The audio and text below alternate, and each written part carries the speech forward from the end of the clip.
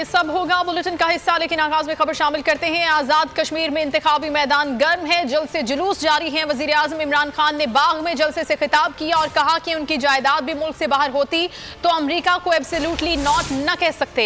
बड़े बड़े डाकू एनआरओ मांग रहे हैं, आजकल एनआरओ के लिए मुहिम चला रहे हैं। किसी खुशहाल मुल्क में एनआरओ मांगने की हिम्मत नहीं होती। ये चाहते हैं कि इनके गुनाह माफ कर दिए जाएं। नवाज शरीफ ने ऐसी अदाकारी की कि कोई हॉलीवुड में भी नहीं कर सकता। मुहज़्ज़ब मुआशरे में कोई झूठे टेस्ट दिखाकर बरतानिया नहीं जाता। कभी ऐसा नहीं होता झूठ बोलकर कोई मुल्जिम बरतानिया चला जाए।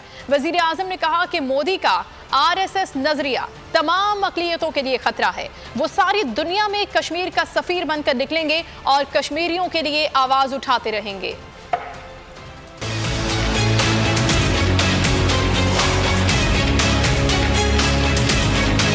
ये जो आज आप तमाशा देख रहे हैं, सारे बड़े बड़े डाकू कभी कह रहे हैं आज हुकूमत गिराएंगे, कल गिराएंगे। ये सिर्फ एक चीज मांग रहे हैं, ये चाह रहे हैं कि इमरान खान इनको एनआरओ दे दे, इनके गुने माफ कर दे, इनके करप्शन माफ कर दे। ये वो चाह रहे हैं जो हमेशा पाकिस्तान में हुआ, ताकतवर के लिए एक कानून, कमजोर के लिए दूसरा। किसी कामयाब खुशहाल मुल्क में किसी की मजाल नहीं होती कि वो कहे कि जी मेरे लिए एक कानून और सिर्फ गरीबों को जेलों में डालो। कामयाब माशरे में, खुशहाल माशरे में ऐसा नहीं होता कि एक सुप्रीम कोर्ट एक आदमी को जेल में डाले और वो फिर ऐसी एक्टिंग करे कि बॉलीवुड के अंदर भी कोई ऐसी एक्टिंग ना कर सकता था।